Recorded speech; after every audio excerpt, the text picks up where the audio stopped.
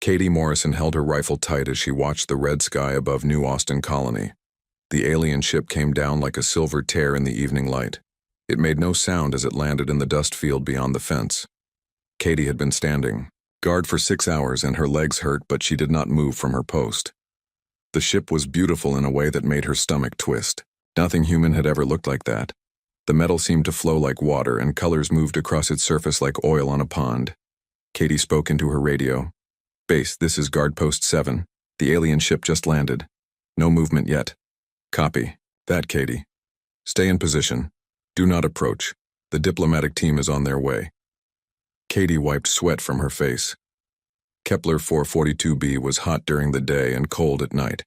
Right now, as the sun set, the temperature was dropping fast. She could see her breath starting to fog in the air.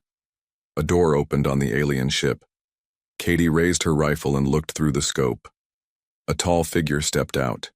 It walked on 2 legs like a human, but it was much taller, maybe 7 feet. It wore long robes that changed colors as it moved. Blues became greens, became purples. The alien looked around the landing site. Then it started walking toward the colony fence. Katie watched it come closer. Her orders were clear. Stay back. Wait for the diplomats. Do not make contact. The alien stopped at the fence and looked toward the guard towers. Katie felt strange, like someone was watching her even though she was the one with the scope. The alien raised one hand and pointed directly at her tower. Then it started walking along the fence toward her position. Katie spoke into her radio again. "Base, the alien is coming to my post. What are my orders?" Static came back for a few seconds. Then the voice of Captain Sullivan. "Hold position. Do not engage unless threatened. The team will be there in 10 minutes. 10 minutes felt like 10 hours. The alien reached the gate that Katie could see from her tower. It was maybe 50 yards away now. She could see its face through her scope. The features were almost human but wrong. The eyes were too large and completely black. The skin looked smooth like a snake. The alien put its hands on the fence and looked up at Katie's tower. She felt that strange feeling again, stronger now, like someone was inside her head looking around. Katie had grown up in the Australian outback. She knew what it felt like to be hunted. This was the same feeling. Her hand moved to the knife on her belt without her thinking about it. Old habits from a dangerous childhood. The alien started climbing the fence. Its long fingers found holds in the chain link, and it moved up fast. Too fast. No human could climb like that. Katie spoke into her radio. "Base, it's climbing the fence, coming right at me. Do not engage. Repeat, do not engage unless your life is in danger." But Katie's body was not listening to the radio. Her body was listening to 24 years of staying alive on worlds that wanted to kill her. She left the tower and climbed down to ground level. The alien was already over the fence and walking toward her. Now she could see it clearly without the scope. It was even stranger up close. The robes moved like they were alive. The black eyes seemed to look right through her, and it was tall. Much taller than she had thought. The alien stopped 10 feet away from her. It said something in a voice like singing birds. Katie did not understand the words, but somehow she felt what they meant. "Welcome. Peace. Greeting." The alien took a step closer and reached out its hand toward her. Katie's grandfather had taught her many things before he died. How to track game in the bush, how to find water in the desert, how to know when something was about to attack. And most important of all, how to strike first when your life was on the line. She had learned these lessons on Earth, where everything wanted to eat you, where the spiders could kill a grown man and the snakes could drop from trees, where even the plants could poison you if you were not careful. Earth had taught humanity that the most dangerous moment was when something unknown reached for you. The alien's hand came closer. 4 fingers instead of 5. Smooth skin with no hair, longer than human fingers should be. Katie felt her grandfather's voice in her head. "Never let something you don't know touch you first, girl.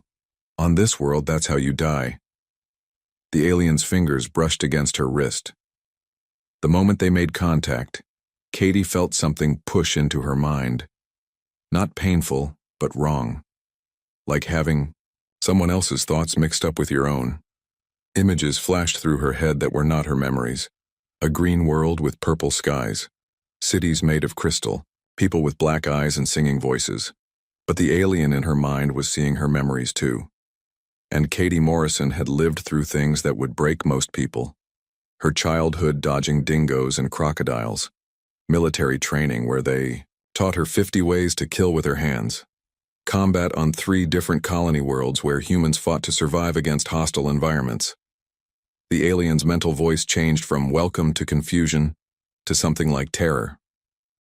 Katie's knife was in her hand before she realized she had drawn it. Training took over. The blade went between the alien's ribs, angled up toward where she guessed its heart might be. Purple blood splashed on her hands. The alien fell backward, its black eyes wide with shock. It tried to say something, but only blood came out of its mouth. Katie knelt beside it, pressing her hands against the wound. "I'm sorry," she said. "I'm so sorry.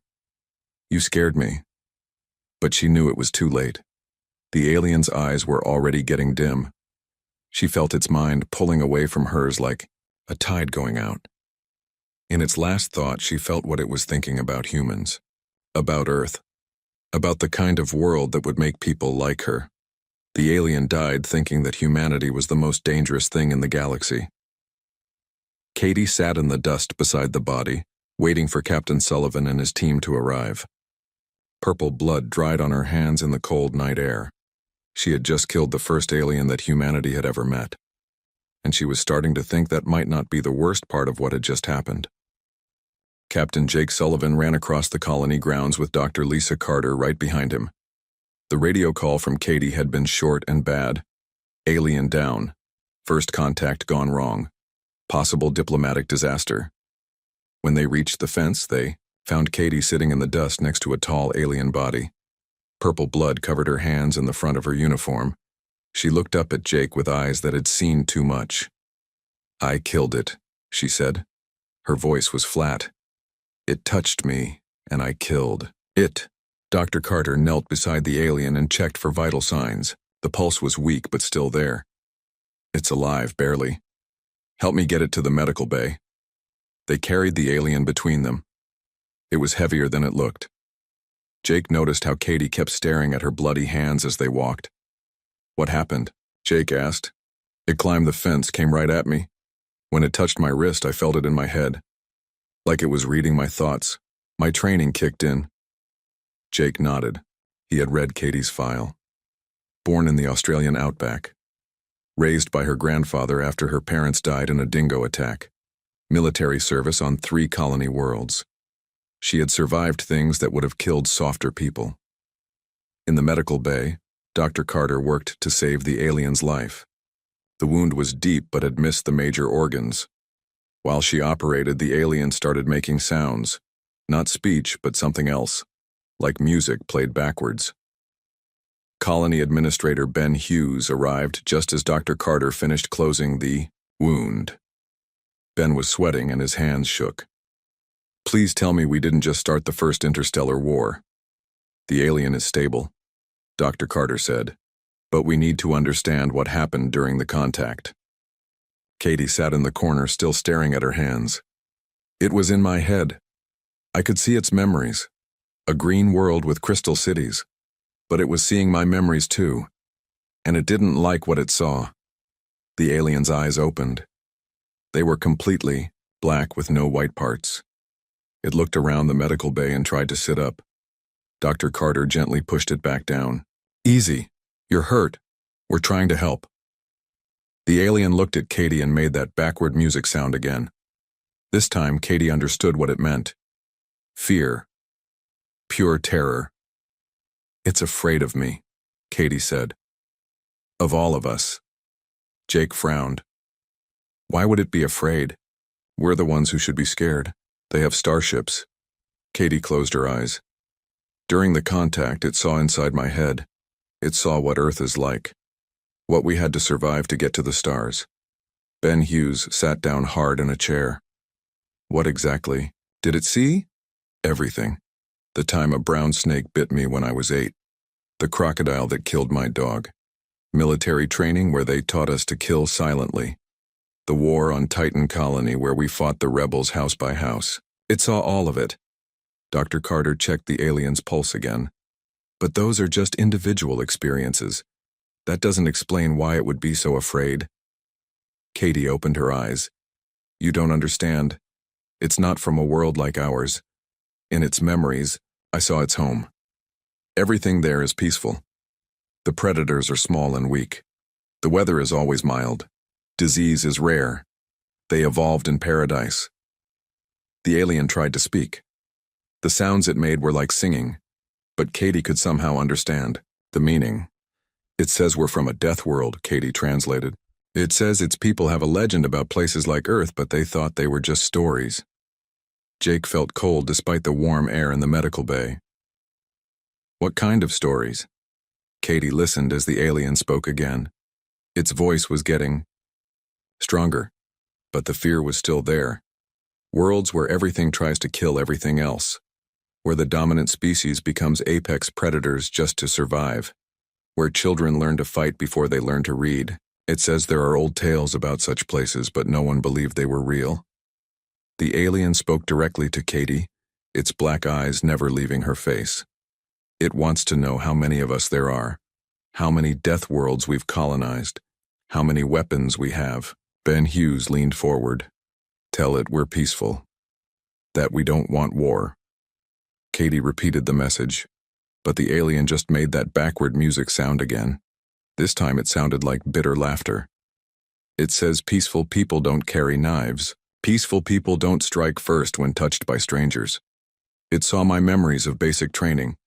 It knows what we're capable of. Dr. Carter finished bandaging the alien's wound.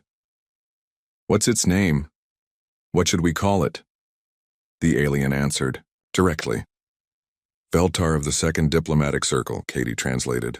He says he was chosen for this mission because he's the best at peaceful contact. His people have made friends with 17 different species using the same method. The gentle touch to share thoughts and establish trust. But it doesn't work. On us, Jake said. No. When he touched me, he expected to find curiosity and wonder. Instead, he found a mind shaped by constant danger. He says touching my thoughts was like touching a live wire. Veltar spoke again, his voice urgent. He's warning us. His ship sent everything he experienced back to the fleet. Every memory he saw, every thought he read from my mind. They know about Earth now. They know what we are. Ben Hughes stood up fast. Are they going to attack us?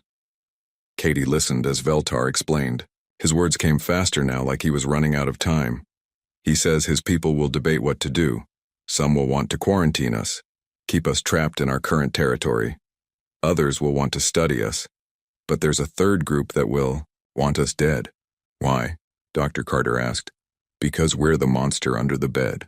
The thing that parents tell their children about to make them behave. No one believed Deathworlders were real, but now they have proof. Jake checked his watch. How long do we have before his fleet makes a decision? Veltar spoke one last time, before exhaustion took him. His words were barely a whisper. Katie's face went pale. He says it may already be too late. The images of Earth that he sent back, they're being broadcast across their communication network. Soon every species in the galaxy will know about us. And they'll all be afraid, Ben Hughes said quietly. Not all of them, Katie said. Some will be curious. Some will want to be our allies, but others will see us as a threat that needs to be eliminated before we spread beyond our current worlds. The medical bay fell silent except for the sound of Veltar's breathing and the hum of Dr. Carter's equipment. Outside the window, Katie could see the alien ship still sitting in the dust field. Soon, more ships would come. Some would come in peace, but others would come ready for war. Katie looked at her hands again. The purple blood had dried under her fingernails. Such a small thing. One moment of contact. One reflexive strike with a knife. But that moment had changed everything. Humanity was no longer alone in the galaxy. And the galaxy was no longer ignorant of what humans were capable of. In his sleep, Veltar made soft sounds like crying. Katie wondered if he was dreaming about his peaceful green world, or about the harsh red planet where apex predators had learned to build starships. Either way, she knew that tomorrow would bring ships filled with beings who had never known real danger. And they would have to decide whether humanity was a threat to be destroyed or a mystery to be understood. Katie just hoped they would choose wisely. News traveled fast across the galaxy. Within hours of Veltar's emergency broadcast, every major species knew about the Deathworlders. On the garden world of Serenity Prime, the Velnari Collective held an emergency session in their Crystal Council chambers. High Counselor Zaralyn watched the recorded images from Veltar's mind with growing horror. She saw through human eyes as massive predators stalked through tall grass. She watched human children learn to use weapons before they could properly walk. She witnessed wars where entire cities burned and millions died. "This cannot be real," said Counselor Mordan. His blue skin had gone pale. No species could survive such conditions and still develop spaceflight. "Yet here they are," Zaralyn replied. "The question is what we do about it." The debate raged for hours. Some wanted immediate military action. Others suggested quarantine. A few brave voices spoke of trying to understand these strange Deathworlders. Far across the galaxy, Admiral Troy Martinez stood on the bridge of the UES Defiance, watching his scanners light up with incoming ships. Human space, which had been empty for decades, was suddenly full of visitors. Most stayed at the edge of sensor range, but their intent was clear. They were studying humanity's defenses. "Admiral, we have 17 different ship types on the scopes," reported Lieutenant Commander Alex Powell. "None of them match any known human designs." Troy nodded. He had expected this. First Contact had gone about as badly as possible, and now the galaxy was taking notice. "Any hostile actions?" "Not yet, sir. They seem to be just watching and scanning." On New Austin Colony, Katie sat across from Veltar in the medical bay. The alien was recovering well, but he refused to leave. He claimed he was too injured to travel, but Katie suspected he was more afraid of returning to his people than he was of staying with the humans. "Tell me about your homeworld," Katie said. Veltar's black eyes focused on her. When he spoke, his words came out in his musical language, but somehow Katie could understand the meaning. The telepathic link they had shared was still partially active. "Zephyr is green all year round. The largest predator is no bigger than your hand. We have no diseases that kill. The weather never changes dramatically. We developed space travel because we were curious about what lay beyond our skies, not because we needed to escape our world." Katie tried to imagine such a place. "It sounds peaceful." "It is. As are most worlds where intelligence develops, yours is the exception, not the rule." Veltar paused. "That is why they fear you." "We don't want to hurt anyone," Katie said. "I know. I have seen deeper into your mind than you realize. You are capable of great violence, yes, but also great compassion. You fight to protect, not to destroy. But my people do not understand this distinction." Dr. Carter entered the medical bay with Captain Sullivan. They had been monitoring communications from the alien ships gathering at the edge of human space. "We're picking up transmissions," Jake said. "Most of it we can't translate, but the computer has identified several species. The Krugan Empire, the Velnari Collective, something called the Overmind, and dozens of smaller groups." Veltar made a sound like wind through trees. In Katie's mind, she felt his fear. "The Overmind," Veltar whispered. "They are ancient, older than most spacefaring species. If they have come, then the situation is very serious." "Are they hostile?" Dr. Carter asked. "They are pragmatic. If they see humanity as a threat to galactic stability, they will act to remove that threat." Jake checked his communicator. "Admiral Martinez wants to speak with you, Veltar. Will you help us avoid a war?" Veltar considered this for a long moment. "I will try. But you must understand, my people and their allies outnumber you by millions to one. If they decide you are too dangerous to live, there may be nothing I can do to stop them." The communication session took place in the colony's main conference room. Admiral Martinez appeared on screen from the Defiance, while Veltar sat beside Katie at the table. The alien had insisted that Katie be present for the negotiations. Veltar of the 2nd Diplomatic Circle, Admiral Martinez said formally. I am Admiral Troy Martinez of the Human Defense Force. We need to talk. Veltar nodded. I am listening, Admiral. Our sensors show 73 alien ships at the edge of our territory. Are they here to talk or to fight? Both, I fear. The galaxy is divided on what to do about humanity. Some want to understand you, others want to contain you, and some want to eliminate you before you can spread further. Troy's jaw tightened. We've colonized 12 worlds. We're not exactly a galactic empire. No, but you are something more dangerous than an empire. You are proof that intelligent life can develop under conditions that would kill most known species. That changes everything. Katie leaned forward. How? Veltar looked at her with those bottomless black eyes. Every species we know developed on worlds like mine. Peaceful. Safe. We became spacefaring through curiosity and cooperation.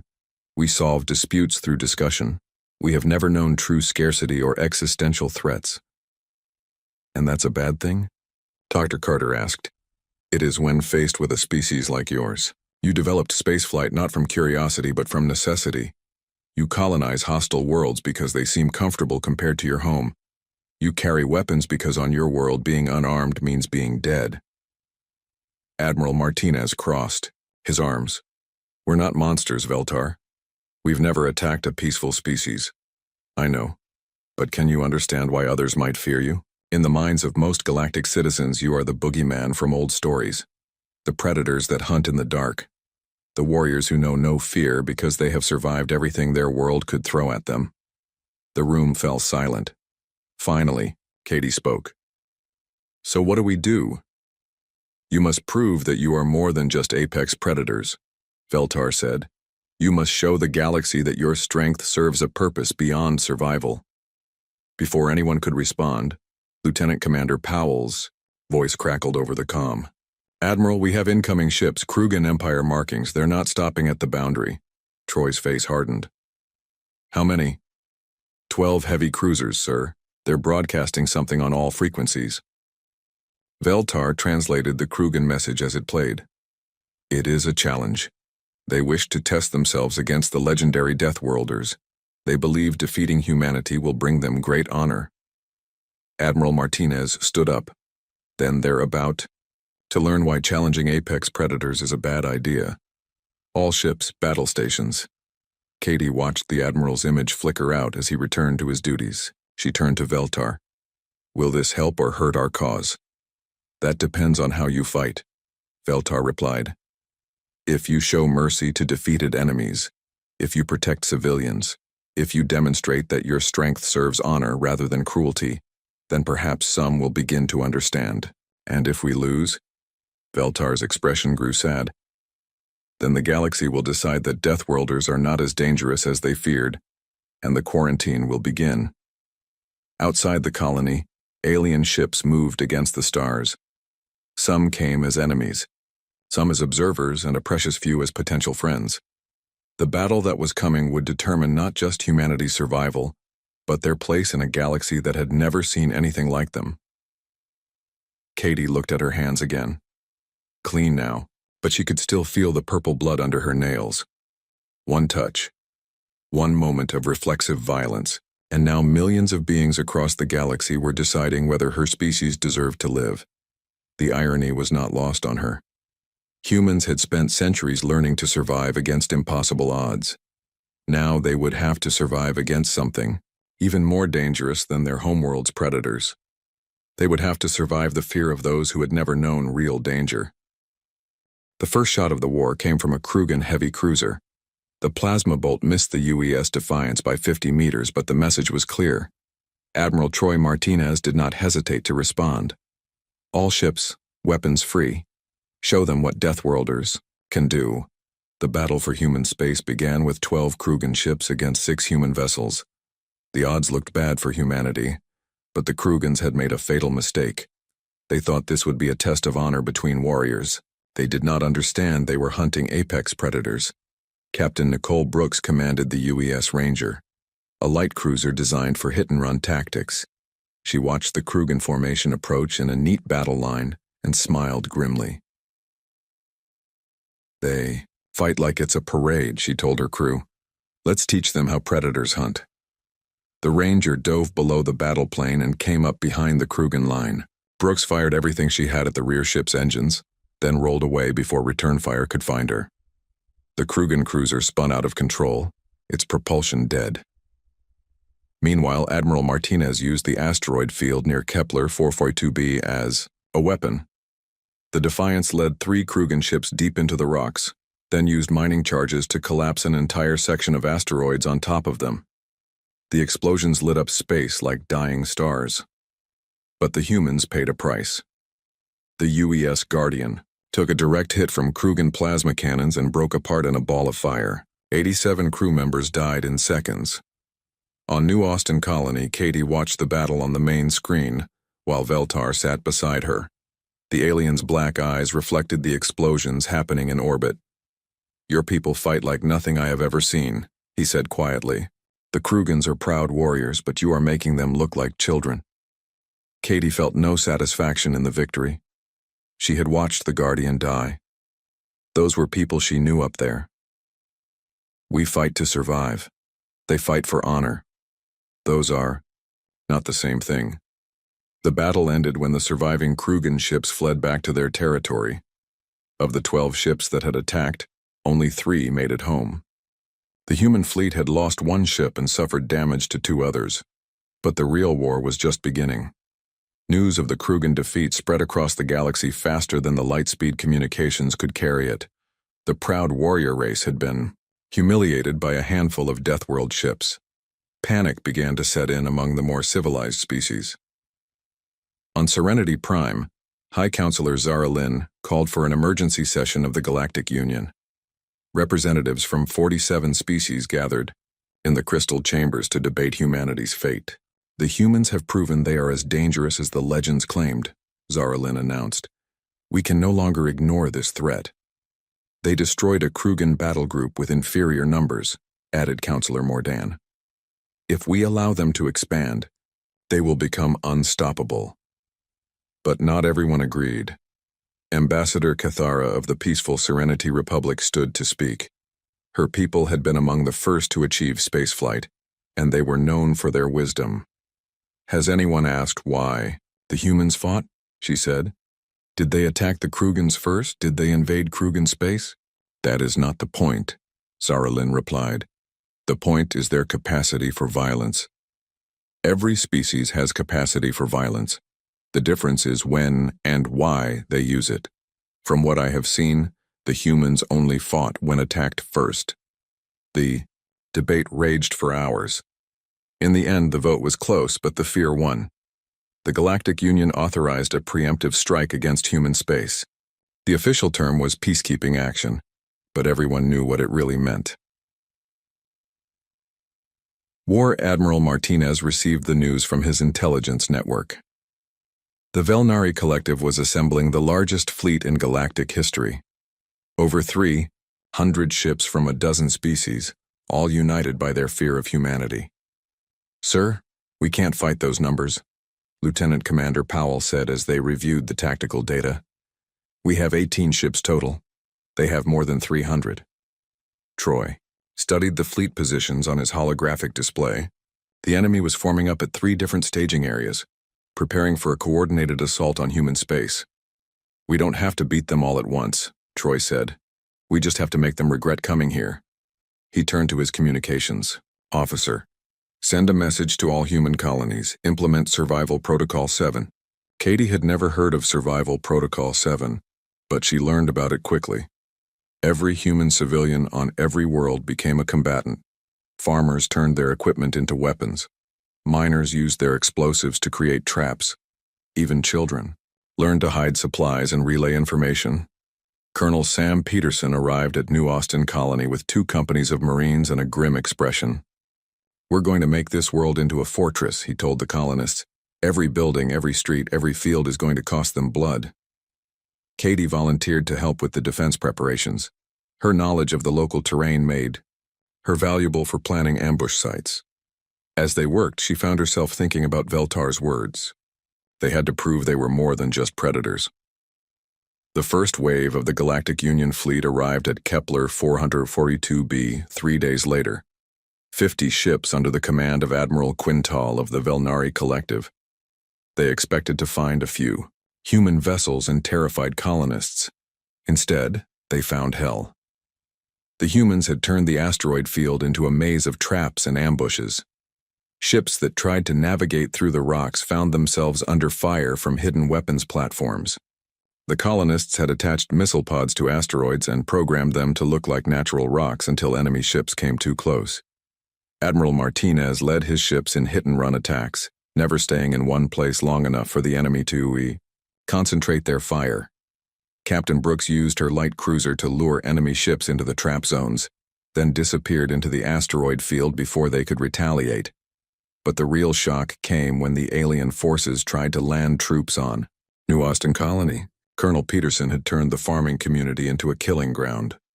Every building had been prepared as a fortress. Every field had been mined. Every road had hidden firing positions. The Velnari soldiers were trained for peaceful occupation, duties. They expected civilians to surrender when faced with superior force. Instead, they found farmers with hunting rifles and children with homemade bombs. Katie fought alongside the Marines, using her knife skills to take out enemy infiltrators who got past the outer defenses.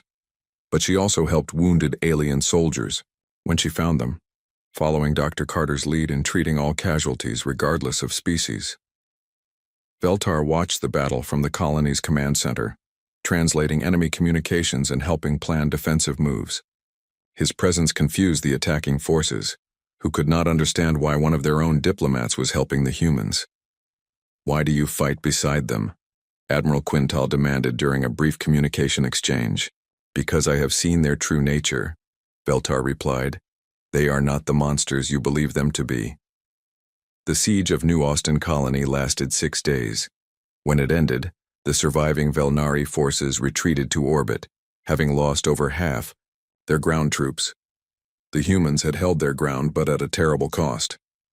Colonel Peterson was dead, along with many of the Marines and colonists who had fought beside him. Katie sat in the ruins of the colony's main street, covered in dust and blood both purple and red.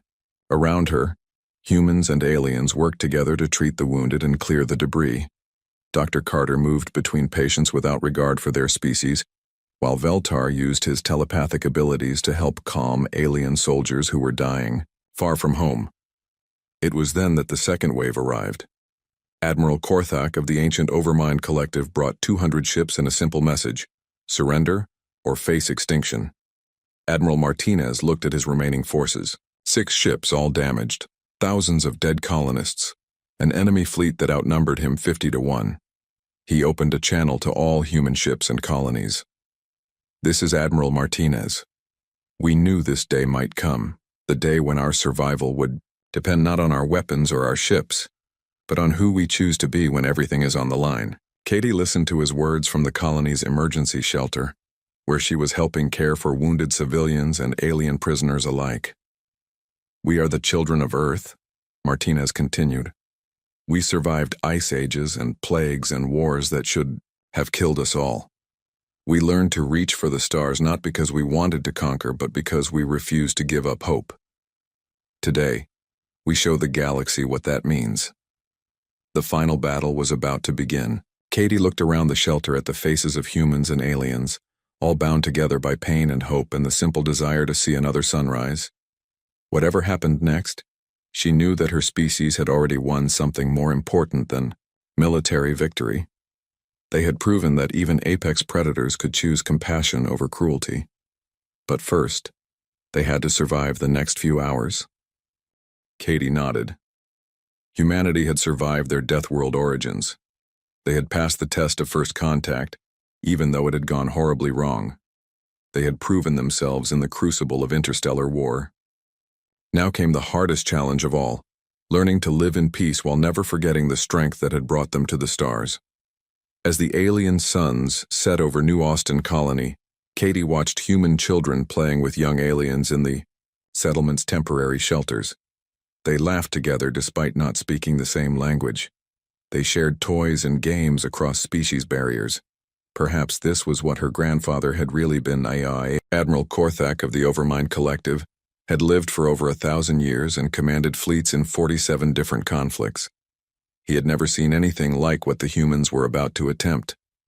The 6 remaining human ships had positioned themselves between the Overmind fleet and the colonies. They were outnumbered more than 30 to 1. Any rational species would have surrendered. Instead, Admiral Martinez was broadcasting one final message. To all ships of the Galactic Union, we are human. We were born on a world that tried to kill us every day, and we survived by never giving up hope. You came here because you fear us. We understand that fear, but fear is not a good reason to commit genocide. Korthak listened to the translation with something approaching respect. These Deathworlders had courage, he would give them that. You say we are monsters, Martinez continued. Perhaps we are, but we are monsters who choose to protect the innocent rather than prey upon them. We are predators who learn to love as fiercely as we learn to hunt. Judge us by our actions, not your fears. The human ships began to move. Instead of forming a defensive line, they scattered in all directions. Korthak frowned. It looked like they were running, but his tactical officers were reporting something different. Sir, the human vessels are not retreating. They're moving to attack positions around our fleet perimeter. Korthak studied his displays. The humans had spread out so that his ships could not concentrate fire on any single target. But that also meant each human vessel would face overwhelming odds alone. Are they planning to suicide attack? He asked his staff. Before anyone could answer, the battle began. Captain Brooks and the UES Ranger dove straight at the center of the Overmind formation. Every enemy ship in range opened fire on her, creating a web of energy beams that lit up space like a deadly light show. The Ranger's shields failed within seconds, but Brooks kept coming. At the last moment, she fired every weapon she had at the Overmind flagship, then rolled away as her ship came apart around her. The flagship's shields held, but the attack had drawn dozens of ships out of formation to pursue the dying human vessel. Meanwhile, Admiral Martinez led the Defiance in a desperate charge at the fleet's left flank. He was not trying to win a conventional battle. He was trying to scatter the enemy formation and create chaos. The tactic worked.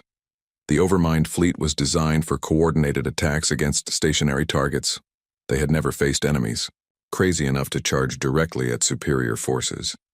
Their formation began to break apart as individual captains made independent decisions about how to respond. On New Austin Colony, Katie watched the battle through the settlement's damaged sensors. She could see human ships dying one by one, taking impossible risks to damage as many enemy vessels as possible. Veltar sat beside her, his black eyes reflecting the light from the explosions in orbit.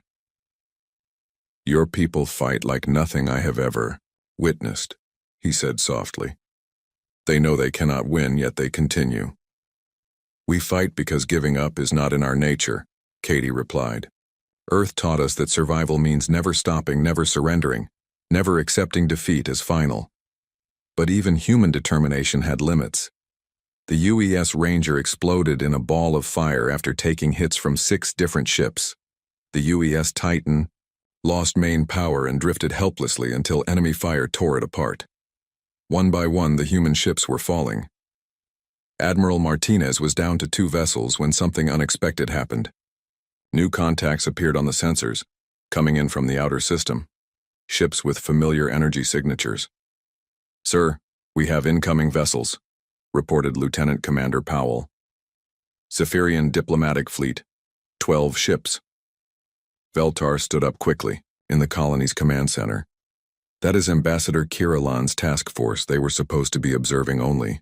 The Zephyrian ships moved into the battle zone, but instead of joining either side, they positioned themselves between the human and Overmind forces.